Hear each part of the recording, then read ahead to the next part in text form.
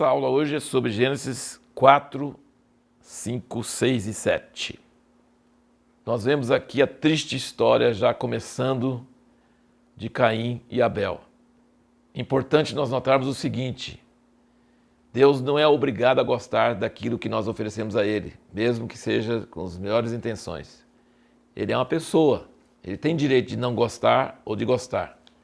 E foi isso que Deus falou com Caim. Falou assim: eu não tenho nada contra você. Se você agir bem, tranquilo, não prefiro Abel a você, tranquilo. Mas ele não atendeu a exortação de Deus para ele. Ele ficou com ciúme e com raiva. E nós precisamos entender que tem uma lição muito importante aqui. Deus gosta de cordeiro. Deus não gosta do fruto da terra amaldiçoada, que é produzido com o suor do nosso rosto. Ele, a princípio, não tinha nada contra Caim. Mas a atitude de Caim foi: Deus gostou de Abel e não gostou de mim, eu vou acabar com Abel. Eu tenho raiva dele, eu tenho ciúme dele. E Deus falou com ele e ele não aceitou. Deus não aceita as nossas obras feitas com o suor do nosso rosto. Ele aceita só o Cordeiro, que é Jesus, e este é desde o princípio.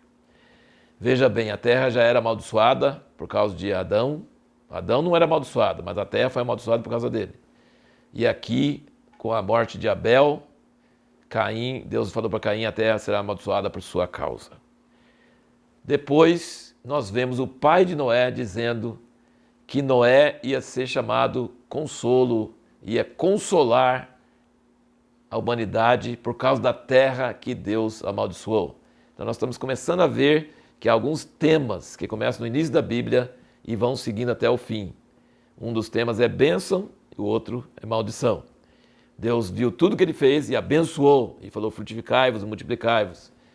E quando teve o pecado, ele amaldiçoou a serpente e amaldiçoou a terra. E amaldiçoou a terra com Caim, e falou: a terra não vai produzir sua força, quer dizer, seria mais difícil ainda para produzir fruto, para produzir sustento.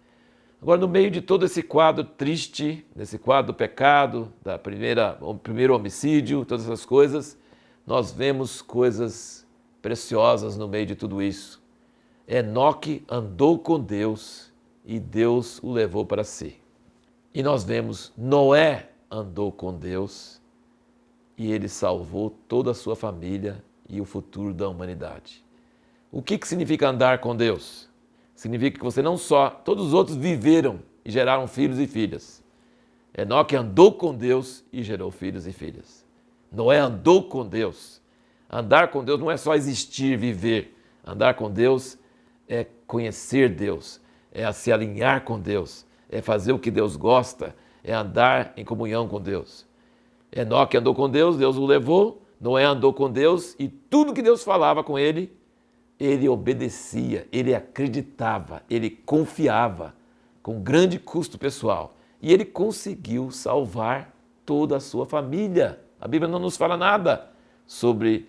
Nós não temos nem o nome da esposa de Noé e nem o nome das esposas dos filhos dele. Mas a esposa de Noé, os 3 filhos e as 3 esposas deles foram salvos pela fé e confiança de um homem que andou com Deus.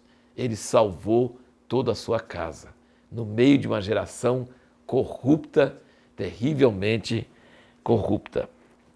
Uma coisa interessante também de observar é que essa passagem em Gênesis 6 e 7, o dilúvio todo, fala sobre o espírito, o fôlego de vida. Então parece que o fôlego de vida que vem de Deus, então nenhum dos animais pecaram, o homem que pecou.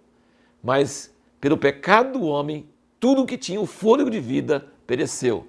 Os peixes continuaram vivendo normal, porque era água, mas tudo que tinha fôlego de vida pereceu, morreu. Então existe essa luta entre aquilo que é divino, o Espírito de Deus, e a terra e a carne, e o homem responsável pela criação. Ele trouxe maldição para a terra, mas no fim o homem vai trazer bênção para a terra. O homem fez todos os seres viventes morrerem, mas depois, com a sua salvação, ele vai trazer uma nova criação.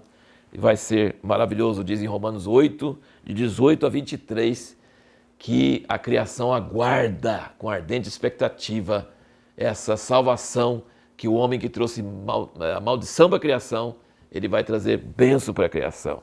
Então isso é muito precioso. No meio de todos esses problemas, nós vemos essa solução de Deus, essa bênção de Deus sobre a terra.